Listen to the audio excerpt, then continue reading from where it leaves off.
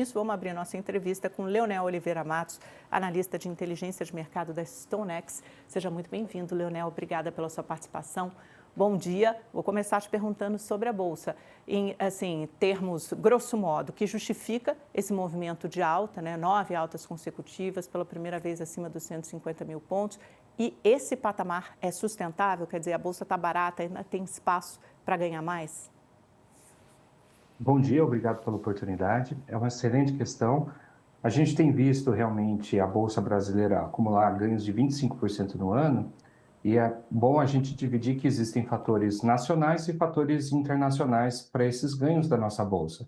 Por aqui, a economia brasileira ela está tendo um 2025 melhor do que se esperava, né? Se você olhar o começo do ano, as projeções que se faziam para o crescimento econômico, o crescimento desse ano tem sido maior do que o antecipado, embora ele esteja aos pouquinhos perdendo força. Mas é importante lembrar também que a gente está num ano em que muitos ativos diferentes no mundo inteiro estão ganhando bastante. A gente tem visto, por exemplo, valorizações importantes da bolsas do Brasil, do México, da Colômbia, ao mesmo tempo da Coreia do Sul, da China, da Inglaterra, dos Estados Unidos, que também tem ido muito forte. Então, a gente está num ano em que os investidores internacionais estão investindo em muitos ativos e isso tem favorecido também o desempenho da nossa bolsa. A gente não tem ido sozinho nesse movimento. No segundo ponto, você pergunta da sustentabilidade. É uma pergunta importante, porque você acabou de falar de embolsar os lucros, né? É muito comum no mercado financeiro, depois que algum ativo ganha muito, se valoriza muito, você ter esse movimento de correção, né? Esse movimento em que os investidores começam a vender. Como a gente está nesse movimento externo, muito impulsionado por investidores com bastante apetite por risco, que buscam ativos arriscados, eu acho que o mais importante para determinar o quanto que a nossa bolsa pode ganhar ainda é a continuidade desse ambiente de negócios mais favorável.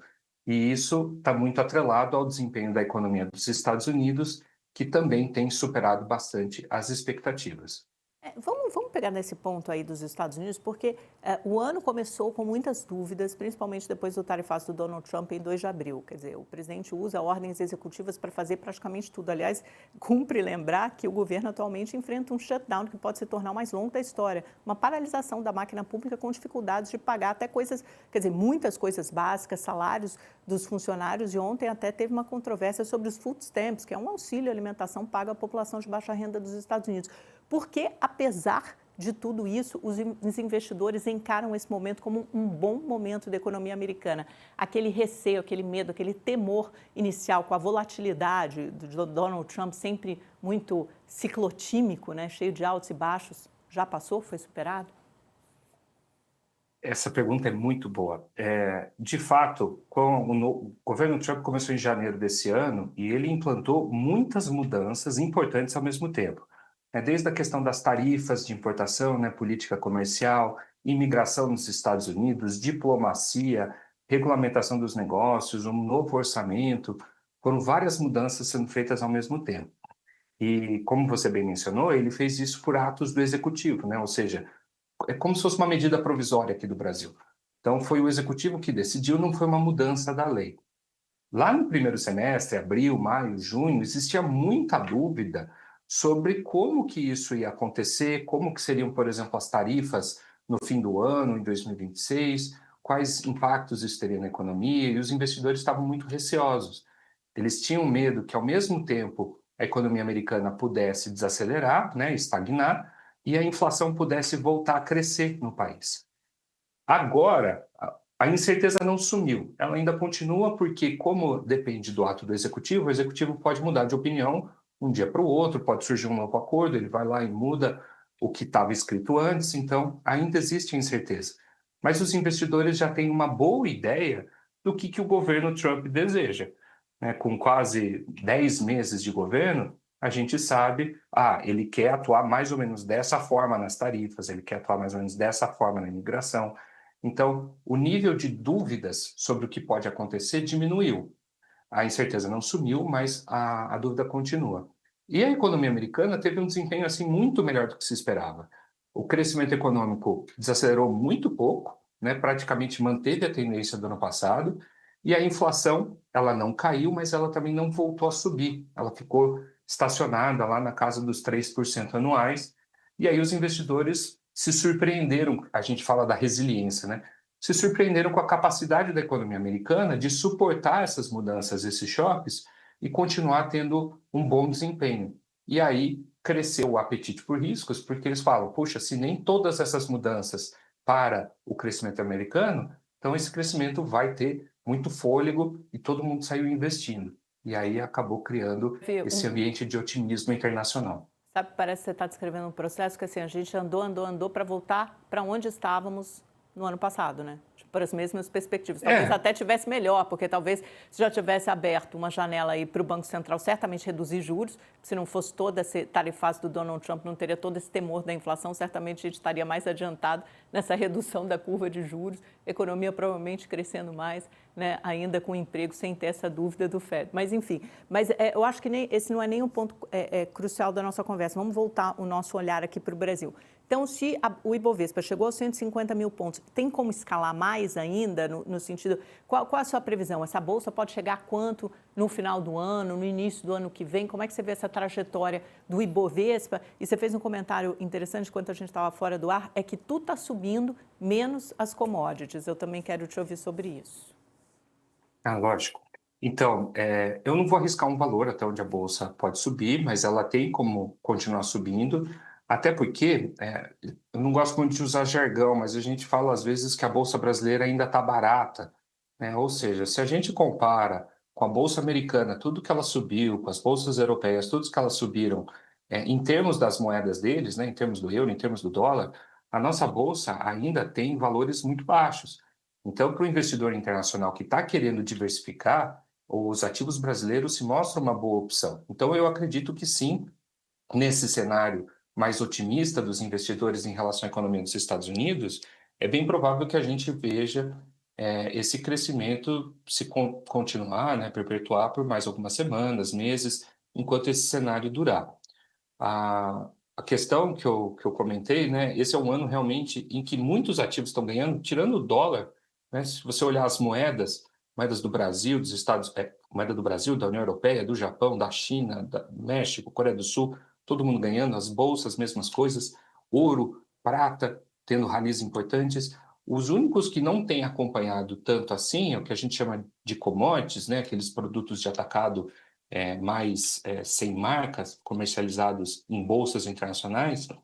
O que o Brasil exporta, a gente tem tido um ano aí de redução de preço, né? Então, por exemplo, o Brasil exporta muito grão, né? Soja, milho, e a gente tem um ano de safra de produção muito grande, né? De um volume muito grande de oferta e uma perspectiva que a economia global está crescendo um pouquinho menos cada vez, né? Então a demanda está desacelerando. O petróleo, saíram vários riscos geopolíticos importantes e também está em queda. E o minério de ferro está prejudicado pelo cenário da economia chinesa, que está com muita dificuldade no setor de construção civil. Então, esses grupos de commodities, que é o que a gente mais exporta, têm sido muito prejudicados. Agora, além dos metais como ouro e prata, a gente vê, por exemplo, o cacau e o café ainda com altas importantes, embora o cacau esteja numa trajetória de queda, mas aí mais associada à questão da oferta, dificuldades de clima produtivo, e também a carne, né, a proteína com bons preços nas bolsas internacionais, mas aí também um pouco relacionado ao cenário das tarifas americanas e uma demanda um pouco mais aquecida por lá. Leonel, o que você vai olhar amanhã na decisão do Copom? A gente sabe, todo mundo sabe que vai manter em 15%, mas você vai focar o seu olhar no quê e quando você começa quando você espera esse início do processo de flexibilização mesmo, de corte de juros? Perfeito.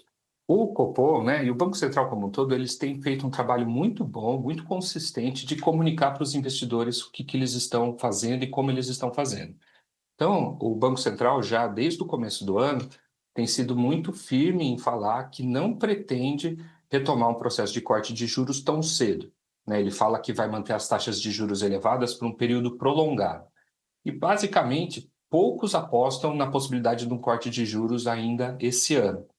Por que o Banco Central tem feito isso? Porque a inflação no Brasil, ela realmente deu uma acelerada mais forte a partir do ano passado, e as expectativas dos investidores para a inflação futura também ficaram muito altas. Mais recentemente, depois de aumentar os juros até os 15% ao ano, a gente tem visto a inflação começar a melhorar.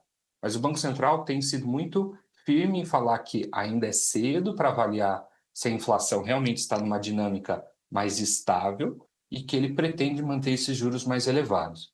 Então, a decisão de amanhã é unânime. Todo mundo sabe que o Banco Central vai manter os juros em 15%. O que a gente quer saber é justamente como ele comunica, digamos, qual é a exigência necessária, né? O que precisa acontecer para ele começar a retomar um processo de corte de juros. O que ele quer olhar especificamente para estar mais satisfeito, confortável em voltar a baixar os juros aqui no Brasil.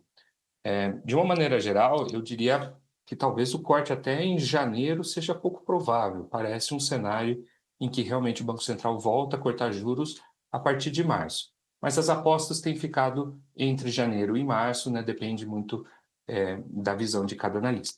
Agora, para introduzir o nosso próximo assunto, que a gente tem pouco menos de 5 minutos, Leonel, mas acho que está muito ligado à decisão do Banco Central também, que é a preocupação fiscal, né? O que eu acho que está no background, assim, no fundo de todas as preocupações do Banco Central. A gente tem o governo tentando, não conseguiu nem aprovar, avançar com a LDO, que é a Lei de Diretrizes Orçamentárias, daria, como o próprio nome diz, as diretrizes, as bases para você votar o orçamento que precisaria, em tese, ser votado até o final do ano, dezembro, às vésperas do ano eleitoral. Mas o governo ainda precisa dizer de onde vai conseguir receita e reduzir despesas. Passou na Câmara, né, na semana passada, um projeto de lei que embutia ali um jabuti para você cortar despesas com impacto fiscal da ordem de 15 bilhões de reais, mas o governo previa 35 bi com aquela MP 303 que caducou. Então, pelas minhas contas, falta, assim, grosso modo, uns 20 bilhões ainda para o governo dizer de onde vem. Como é que você olha essa questão? É isso. De fato, o governo ele teve um ano que aconteceu várias coisas que ele não esperava, né? Então, lá atrás, começando em maio, o governo tentou fazer aquele aumento da IOF, recebeu muita resistência de parlamentares do setor produtivo, acabou voltando atrás, fez uma medida com alternativas que pudessem gerar receita sem aumentar tanto a IOF, e essa MP caducou, ele não conseguiu aprovar. Então, o que está atrasando bastante a LDO esse ano foi o fato de que o governo não teve força política de conseguir aprovar no Congresso as medidas econômicas que ele desejava. E aí vai faltar dinheiro. Digamos que existe uma leitura de que o governo federal prefere sempre aumentar a arrecadação do que reduzir gastos, né? Mas o tanto que está faltando, fica difícil achar uma alternativa somente à arrecadação. O governo vai ter que fazer algum gasto e os investidores aguardam pela LDO justamente para saber onde que pode vir esses cortes, como é que o governo vai equilibrar essa conta. Vale lembrar que 2026 é um ano eleitoral, nenhum governo gosta de reduzir gastos em ano eleitoral, mas o governo brasileiro vai ter que fazer um pouco esse ajuste. E do ponto de vista da macroeconomia, o que a gente observa é que existe um certo ceticismo, uma dúvida dos investidores quanto à vontade política do governo de realmente tentar equilibrar e sustentar a dívida pública. Então, existe essa percepção de que o governo está sempre tentando achar um jeito de manter os gastos em níveis mais elevados, o que é bom para a economia, para o crescimento econômico, mas acaba gerando mais pressão inflacionária e, como você bem disse, acaba exigindo que o Banco Central tenha que adotar uma postura mais firme por conta dessa demanda a mais do governo. Então, fica a política fiscal tentando crescer, a política monetária tentando conter o crescimento e eles acabam perdendo eficiência. Leonel, rapidamente, a gente tem mais um minuto.